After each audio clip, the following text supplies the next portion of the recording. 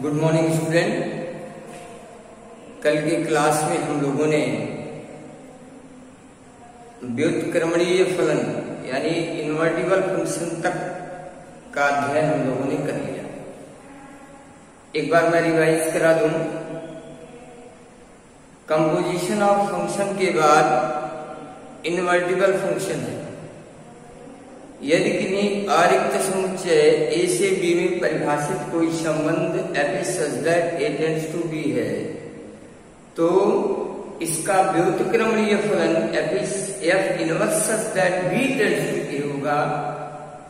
अर्थात जिस फलन का f is such that a tends to b में a अगर प्रांत है तो f inverse b to a में a सहप्रांत।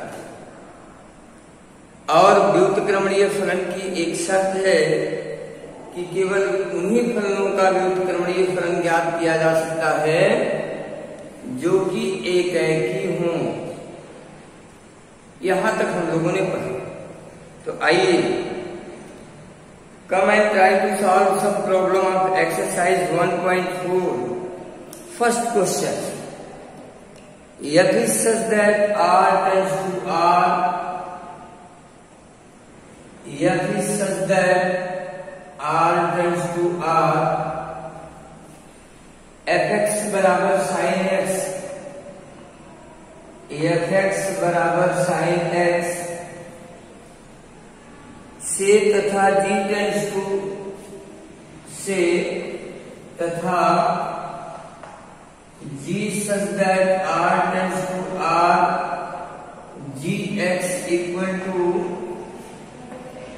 x स्क्वायर से परिभाषित है। तो आपको इसको कंपोज करना है, यानी f o g x एवं g o f x ज्ञात है। ये आपका प्रॉब्लम है। आइए कंपोज करते हैं। f o g x means f gx, f gx हमारा fx क्या है, sin x, gx क्या है, x स्क्वायर। अब जहां पर fx में x होगा वहां पर हम gx को सब्स्टिट्यूट करेंगे, that means sin of x square compose हो गई।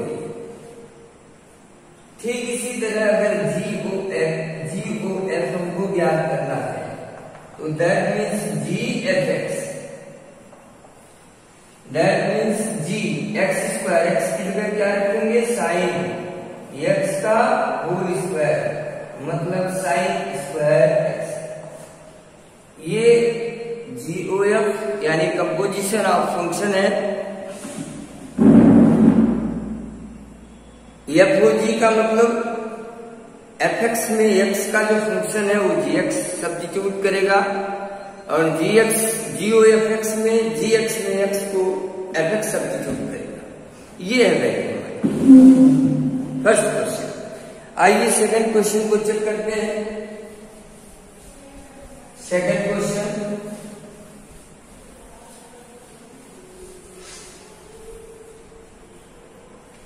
यदि f is such that r tends to r plus, जहां fx इक्वल टू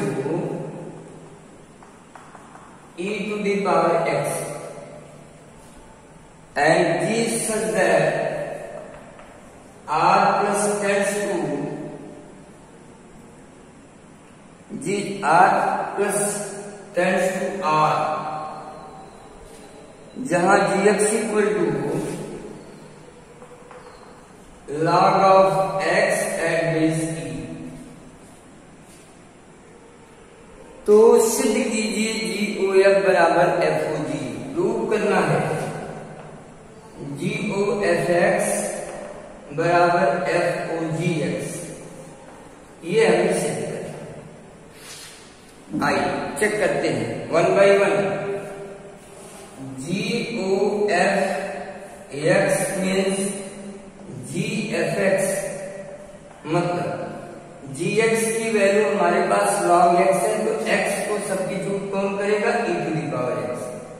मतलब log x की जगह e to the power x at base e, मतलब x log e eight base e, और ये 1 होगा x is 1 that is x। ये GOF है। और जब हम FOG कैलकुलेट करेंगे FOGX तो क्या होगा FGX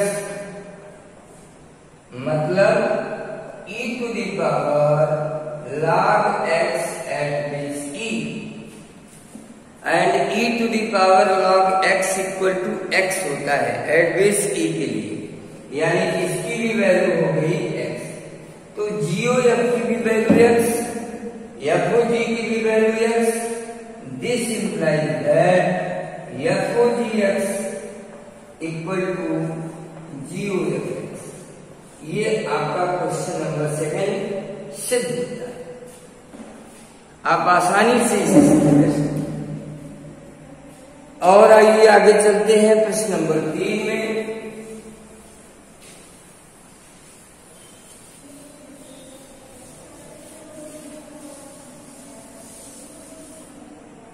प्रश्न number 3, F is such that R tends to R तथा G is such that R tends to R दो फलन है जिसमें fx equal to 2x plus 1 gx equal to से परिभाषित है। तो GOFX इतना और B GOF is not equal to, ये क्वेश्चन आप स्वयं कर सकते हैं। मुझे लगता है कि ये आपको होमवर्क दे देना चाहिए, इसलिए मैं आपको इसे होमवर्क देता हूं। It can do by yourself, खुद करिए। क्वेश्चन नंबर 5 चौथा, F is such that R tends to R जहाँ fx बराबर x square, G tends to R जहाँ gx equal to this, R वास्तविक संख्याओं का समुच्चय है। तो सिद्ध कीजिए GOF is not equal to FOG। ये क्वेश्चन भी आप कर सकते हैं, फिर भी मैं कर देता हूं। Question number 4, F is such that R tends to R जहां fx equal to x square and G tends to R tends to R, G such that R tends to R, gx बराबर 2x plus 5, gx बराबर 2x plus 5। तो हमें FOG is not equal to GOF prove करना है। तो आइए come and try to solve it. FOGX बराबर FGX बराबर f की वैल्यू हो गई 2x प्लस 5 का whole square 4x square plus 25 plus 5 20x, मतलब 4x square plus 20x and plus 25। ये हुआ FOG। Now GOF equal to GFX बराबर, अब ये वैल्यू यहां जब रखेंगे तो ये 2x स्क्वायर प्लस 5 आएगा। आप देख सकते हैं कि ये function 4x square plus 20x plus 25 और ये फंक्शन 2x स्क्वायर प्लस 5, ये दोनों इक्वल नहीं है। तो this implies that FOG is not equal to GOF। ये आपका सवाल नंबर 4, क्वेश्चन नंबर 4। और भी ऐसे बहुत से क्वेश्चंस हैं। 5वां है, 6ठा क्वेश्चन है।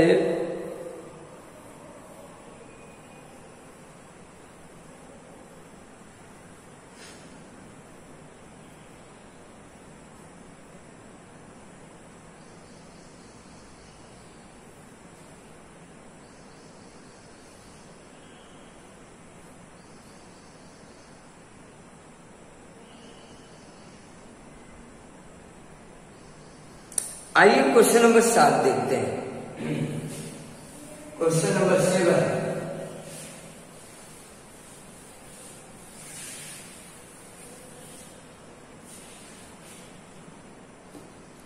7 है fx बराबर x minus 1, x minus 1 and gx equal to x square. दोनों ही function F G such that real number पर परिभाषित है। आपको सिद्ध करना है कि एफ एकैकी आच्छादक है और ये भी सिद्ध करना है कि जी एकैकी तथा आच्छादक नहीं है। और तीसरा इसी में है कि G O F is not equal to F G, जिसको आप कर चुके हैं। तो पहले आइए, चूंकि F X equal to X minus 1,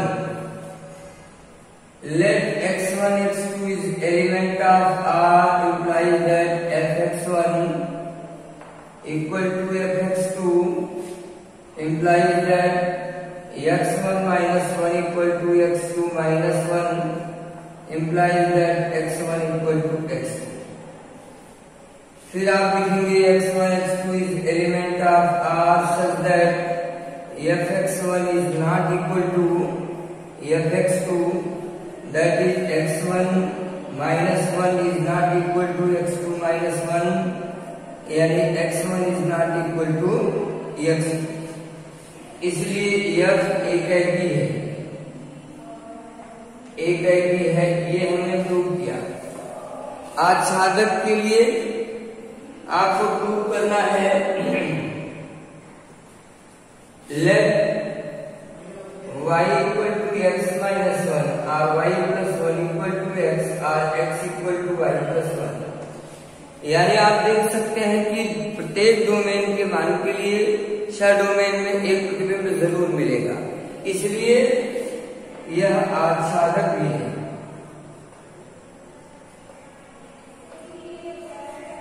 आच्छादक भी है, यानी fx को आपने एकैकी और आच्छादक सिद्ध किया।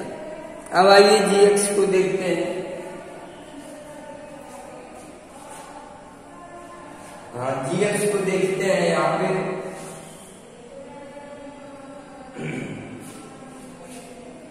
gx equal to X square, तो आप देख सकते हैं g1 equal to 1 square equal to 1 and g minus 1 is equal to minus 1 square 1। यानी डोमेन के दो मानों के लिए सह डोमेन में एक ही प्रतिबिंब है, इसलिए यह एकैकी नहीं है, इसलिए यह एकैकी नहीं है, और एकैकी नहीं है तो आच्छादक भी नहीं होगा। अब आइए, और G O F is not equal to F G, ये आप स्वयं करिएगा, ये सब कई सवाल मैं कर दिया हूं। 8वें में यदि दो फलन एफ तथा जी निम्नवत परिभाषित है, एफ का मान 1 2 3 6 4 5, तो F12 G23 GOF1 F12। हाँ, क्वेश्चन क्या है? ये तो क्वेश्चन नंबर 8। अच्छा, GOF याद करना है। GOF, तो GOF आप याद करेंगे। देख,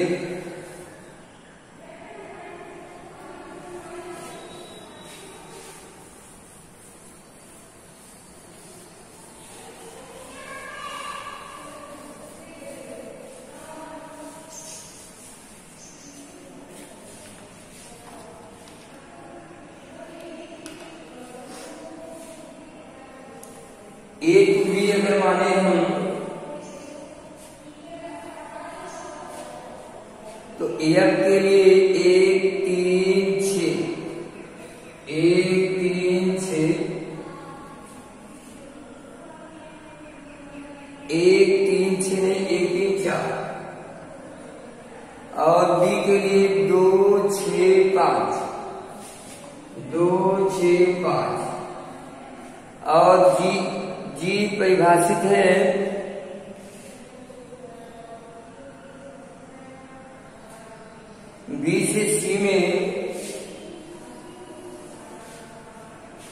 2, 6, 5 में 3, 7, 8, 3, 7, 8। अब आप देखिए F A से B और ये G B से C और हमको चाहिए G O F। तो G O F की वैल्यू क्या होगी? A to C यानी 1, 3, 1, 3, 3, 7 and 4, 8। ये वैल्यू हमारे पास हो जाएगी GOF। यानी GOF कहां से परिभाषित होगा? A to C। ये है प्रश्न नंबर 8। तो बच्चों अब आज के लिए बस इतना ही। फिर शेष कल, और कल क्या आप चाहोगे तो खत्म हो जाएगा, नहीं तो कल के मंडे की क्लास में खत्म करेंगे। आज के लिए बस इतना। Thank you.